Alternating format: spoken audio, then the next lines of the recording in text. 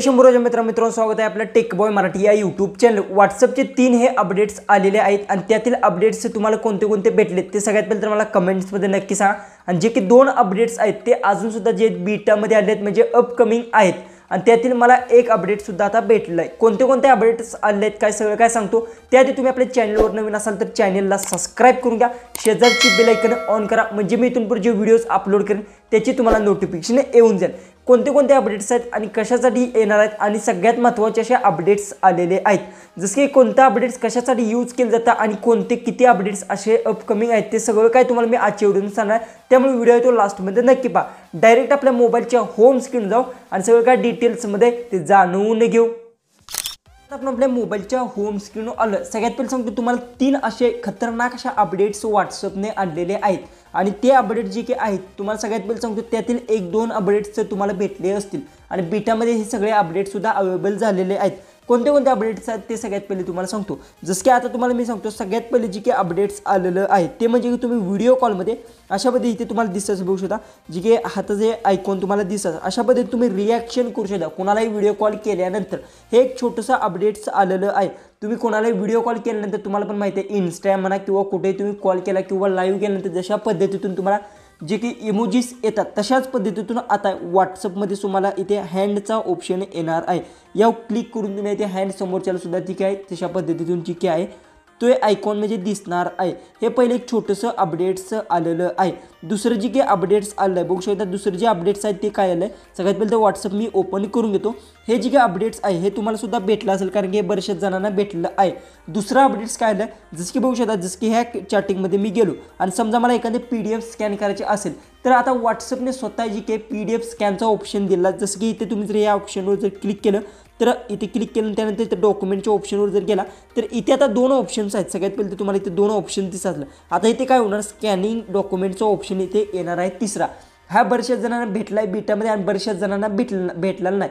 हे लवकरच तुम्हाला इथे भेटू शकते। इथे स्कॅनिंगचा एक ऑप्शन आहे ना यावर क्लिक करून तुम्ही कोणतेही डॉक्युमेंट्स आहे ती स्कॅनिंग करू शकता। थर्ड पार्टी ॲप कोणतीही यूज करायची गरज नाही इझिली ती तुमच्या मोबाईलमधून आहे डॉक्युमेंट्स कोणतेही असेल ते स्कॅन करू शकता। आता बघू शकता इथे ब्राउझर डॉक्युमेंट्स आहे आणि चूज फॉर गॅलरीचे एक डॉक्युमेंट्स 2च ऑप्शन्स आहेत पण इथे आता 3 ऑप्शन्स लवकरच ॲड होणार आहेत जे की तिसरा ऑप्शन्स येणार आहे डॉक्युमेंट स्कॅनिंगचा ऑप्शन आहे। तुम्ही कोणते डॉक्युमेंट्स आहेत ते स्कॅन करू शकता इझिली आणि जे की लास्टचे जे की अपडेट्स आलं आहे ते इम्पॉर्टंट अपडेट्स आलं आहे म्हणजे की तुम्हाला अजून एक एक्स्ट्रा मी सांगणार आहे जे की अपडेट्स काय आलं आहे जसं की समजा इथे कॉलिंगचा तुम्हाला ऑप्शन दिसत असेल बघू शकता। आता तुम्ही जर कॉलिंगच्या ऑप्शनवर जर क्लिक केला तर येथे तुम्हाला एक नवीन ऑप्शन्स ॲड होणार आहे। इथे ऑलरेडी एक आहे पण येथे एक नवीन ऑप्शन ॲड होणार जसं की इथे कॉलच्या ऑप्शनवर जर मी क्लिक केलं तर बघू शकता इथे आता तुम्हाला 3 ऑप्शन्स दिसत आहेत बघू शकता जी की 3 ऑप्शन्स आहेत new calling link calling a number आणि न्यू कॉन्टॅक्ट आणि इथे एक ऑप्शन ॲड होणार कॉलिंग जो की आहे तुम्ही शेड्यूल लावू शकता जसं की आणि